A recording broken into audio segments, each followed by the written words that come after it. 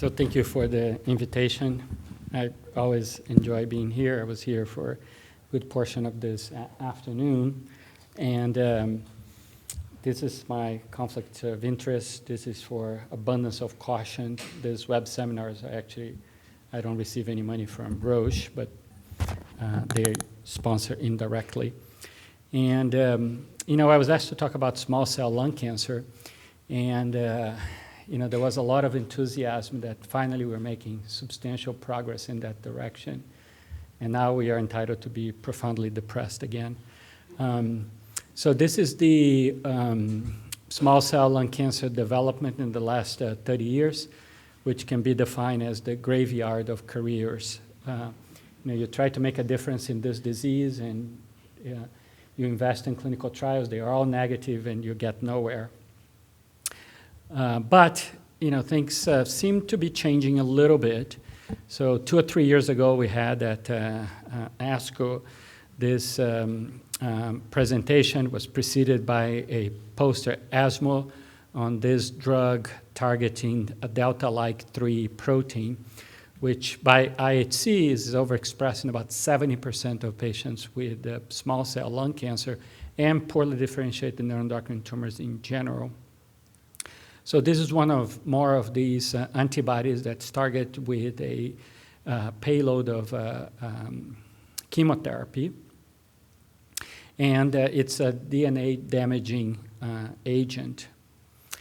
So this was a heavily pretreated population that they were all being treated in the third-line setting, and you observe a response rate of 20%.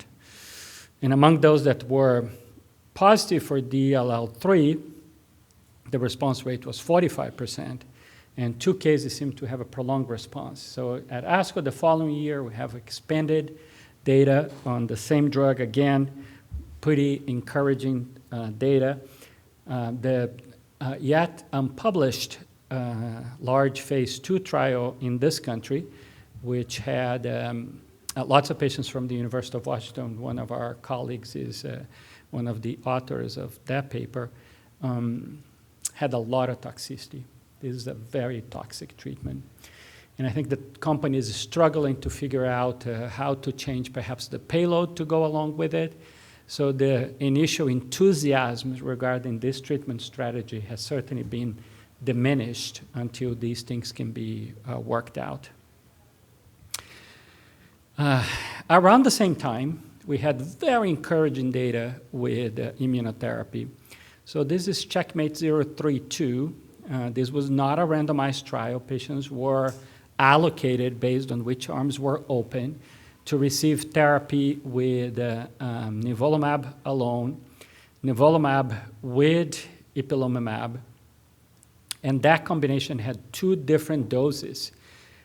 It could be the small cell dose of ipilimumab at 3 and nivo at 1, or what we would call the non-small cell lung cancer doses of nivolumab at 3 and ipilimumab at 1, so the opposite. As always, ipilimumab is given for 4 cycles, and then patients continue with nivolumab after that. And patients had to have received at least 1 prior cycle of palliative chemotherapy. Very large trial, 216 patients included. And in fact, about 50% of patients were being treated in the third-line setting.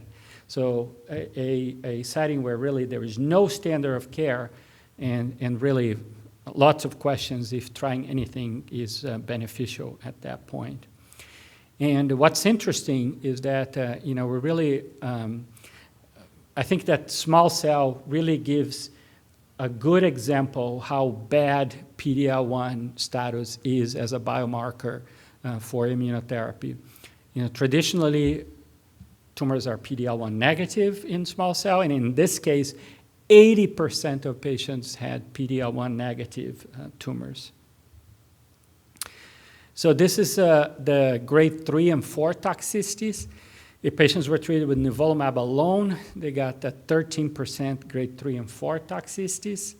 if they got treated with what now would be considered the small cell doses of EP3 and EVO1, which I don't treat melanoma, but I understand those are the same doses for melanoma, the grade 3 and 4 toxicities was in the 30% range, so not insignificant.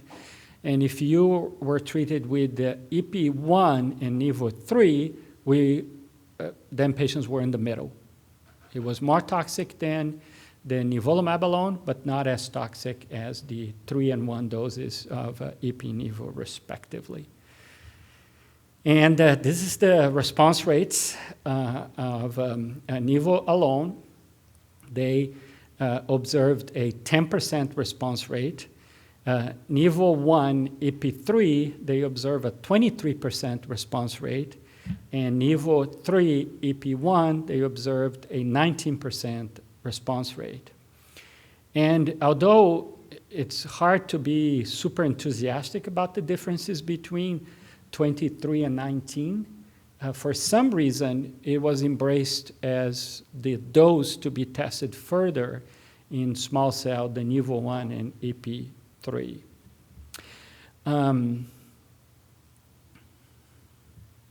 So this is the progression-free survival of these 3 different cohorts. Again, these patients are not randomized. Perhaps one of the reasons that the Nivo 1 EP3 was embraced is that the red curve seems to be on top. But what's interesting is this area here of the curves. You know, what's happening there? You know, if you've treated small cell throughout your career, you know, this is something you don't see. You don't see patients with lack of disease progression for a year or longer when they are being treated in the 2nd and 3rd line setting. That's extremely rare. And this is the overall survival, which again, for patients being treated predominantly in 2nd and 3rd line, seems very, very unusual. I would say, however, let me backtrack a little bit. I would say, however, that before someone gets extremely excited about this data, gotta keep in mind that these are highly selected population of small cell lung cancer patients. And why do I say that? We have had a tough time accruing patients for first-line trials of small cell. And you all know why that is. It's because patients come to see you with small cell very symptomatic. And you know, going through some unrealistic design trial by someone that never treated small cell and asked for 2 weeks of tests for patients to be included on it is not feasible. You know, the patients are going to die before you start treating them. So we have had a really tough time. What does that have to do with this data? Well, these patients are in 2nd and 3rd line. They are alive and okay to be included in a phase 1 and 2 trial. So they don't represent your standard small cell lung cancer. And it's really important to keep that in mind when you look at these data. Let me tell you about a case that hopefully in the end I'll tie everything together. So this is a 76-year-old woman that presented with advanced small cell lung cancer on a wheelchair during the winter of 2016. She was very symptomatic. She had a performance status of 3 tending to 4. She had a paraneoplastic diffuse muscle pain associated with her disease and some diffuse edema as well. And her dream was to feel well enough so she could take her kids to Disneyland during the summer. She received chemotherapy, had a good response, and went to Disneyland and had a great time. Then her disease progressed, and she received another line of chemotherapy with a brief response. The disease then progressed again, and she got 1 cycle of nivolumab at 1 and ipilimumab at 3. And then I went on vacation for 1 week, and then the bomb exploded in the lap of one of my colleagues when she came back with a performance status of 4, with diffuse pains and was started on hospice. Then she started to feel better. And this is the baseline scan. So this is December 2016. Remember, she presented in January of 2016. We're close to a year of natural history of her disease. As you can see here, she has a growing right adrenal metastasis. And this is a follow-up of that scan. And that's May of 2017. She received no therapy between the one cycle of Ipi/Nivo and May of 2017 when she has a scan and gets fired from hospice because she's doing too well. And then, so again, this is May of 2017. I don't have the slides, but I'll tell you what happened after that. Her disease remained absolutely stable until August of 2018, when that same adrenal gland got bigger. And then I did something that I had never done in small cell before. I radiated. Because in the past, even if someone had an isolated site of metastasis, going after that was an exercise of futility, because by the time you finish radiation, now they have 20 liver lesions. But I had no idea what to expect in this case, so we radiated. And she remains without any other site of progressive disease. And we are in, where are we? June of 2019. So this is, I have two cases like this. And I'm going to tie this whole thing up towards the end.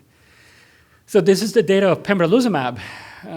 This is a phase 2 trial of an unusual dose of pembrolizumab for patients that had to have PD-L1 positive tumors by 22C3. So again, that's not going to be all your small cell lung cancer. It's going to be a minority of your small cell lung cancers. 46 patients. In this antibody, that represented 32% of all small cells they tested. And only, going back to the point I made before, of those patients, only 24 actually got treated because they got so sick between submitting the material and the resulting coming back that they couldn't be treated in the trial anymore. 33% grade 3 to 5 toxicity. They had one fatal case of colitis, and the response rate for single-agent pembrolizumab on these patients that had tumors that were PD-L1 positive by 22C3 had a response rate of 33%, which is very, very high. And interestingly, this median duration of response, which actually mirrors what one normally sees in non-small cell lung cancer. So it's not only the response, it's the quality of the response, you know, how good and durable these responses are. And they got approved by the FDA on, I think that's actually incorrect. I think it's June 17th, so I apologize for the 24-hour mistake. So that's patients heavily pretreated. So now the next. So this is obviously the trial of Atezolizumab as a first-line therapy in combination with chemo. This was a double-blind, placebo-controlled study of carboplatin etoposide plus minus Atezolizumab in patients with extensive stage small cell. Then Atezo or placebo was given in a maintenance therapy, and there were 201 patients randomized with a median follow-up of 13.9 months, so fairly mature for a small cell. And interestingly, there were no significant differences in grades 3 and 4 and 5 toxicities. But there was also no difference in response rate, no difference in complete response rates, and no difference in duration of response. So this is the response rate. The Atezolizumab group had an objective response rate of 60.2%, and the placebo group had a response rate of 64.4%. And this is the forest plot for overall survival. And as you can see here, the vast majority of patients seem to benefit from the addition of atezolizumab. And I'm going to show you the survival and progression-free survival curves next. Interestingly, if you look at tumor mutation burden, it also seemed to be not a good predictor, with hazard ratios that vary between 0.7 and 0.63 among all these different groups. So not that much of a difference there to use that as a predictor of benefit. And here are the curves. First, the progression-free survival, where you see that there is no difference between those two strategies. Maybe later on there is some spreading of the curves. But this was a positive trial from a survival standpoint, with the median survival in the placebo group being 10.3 months. You know, when you have a randomized trial that is positive, you want to also ask yourself, is the control group doing much worse than you would expected, which is an alternative explanation. And that doesn't seem to be the case. You know, 10.3 months is pretty much in range of what one would expect. And we have a median survival in a randomized trial that crossed a year at 12.3 months in small cell, which, aside from the Japanese data on irinotecan many, many years ago, hadn't really happened before this trial. So now what? We have first-line therapy with atezolizumab, and we have second-line therapy with ipi/nivo. And when we were faced with all this data, we at the University of Washington had pretty serious arguments, and friendly ones, in our group, trying to decide what we're going to do with this data. You know, outside of the context of a clinical trial, you couldn't really treat patients with ipi/nivo in second line if they were coming from atezolizumab therapy. So let me go back to the progression-free survival. You know, you look at the tail of the curve here on progression-free survival, and it seems that these patients are not doing as well as you would expect from the data on ipi/nivo. Again, going back to the point that those are different patients. So that's not a fair comparison. But in any case, you know, you don't seem to get much of a tail if we use atezolizumab and chemotherapy. And at one point, we were kind of split in the middle, saying that outside the context of a clinical trial, one should continue to treat with chemotherapy only and then reserve the immunotherapy as a second line with ipi/nivo, with the idea that some patients will have a tremendous benefit and they wouldn't if you had treated them with chemoimmunotherapy. But then we had these two trials that drew a real wrench out of the enthusiasm of immunotherapy in second and third line. So this is CheckMate 331, which was presented, I was joking that we were running out of meetings, that important data was being presented in these meetings that no one used to go to. So this was the ESMO Immuno-Oncology. I think that this was actually presented there to kind of bury it in a meeting that is not that popular. But anyway, so this is CheckMate 331. It's a phase 3 randomized trial of nivolumab or chemotherapy, choice of topotecan or amorubicin, as a second-line therapy for patients with small cell. Very large trial, 569 patients. As one would expect, there was less toxicity with nivolumab. The response rate for nivolumab was 14% and chemotherapy 16%. If patients responded, the duration of response was 8.3 months with nivo and 4.5 months with chemotherapy. And the overall survival was 8.4 months with chemotherapy and 7.5 months with nivolumab. And there was absolutely no difference in survival. So we used to joke that chemotherapy did a terrible job in second-line therapy for small cell, and sounds like nivolumab also does a terrible job as a second-line therapy in the context of a randomized trial, which was immensely disappointing. But wait. That's nivolumab alone. What about ipi-nivo? That's what you like to use, right? Yep. So that's CheckMate 451. That was presented at the European Lung Cancer Conference in April of 2019. That's in Geneva every year. Lovely conference, but not many people go, unless you've never been to Geneva and you want to go for that reason. So this was a study of maintenance nivolumab, maintenance ipilimumab and nivolumab, or placebo after 4 cycles of chemotherapy. Again, very large trial, 834 patients randomized. The discontinuation because of toxicity was 9% with nivo alone and 31% in ipi-nivo. And both arms had an improvement in progression-free survival. The nivo alone arm had a hazard ratio of 0.67, and the nivo plus ipi a hazard ratio of 0.72.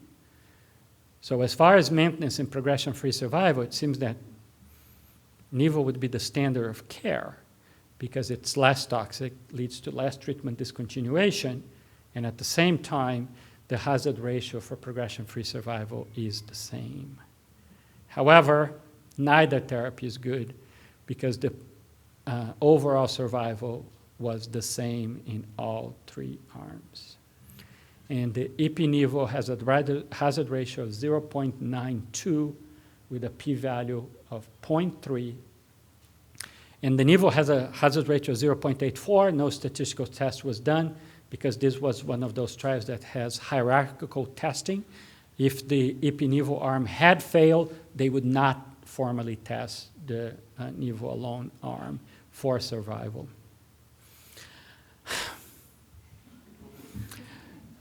So in conclusion, immunotherapy remains a promising strategy in small cell.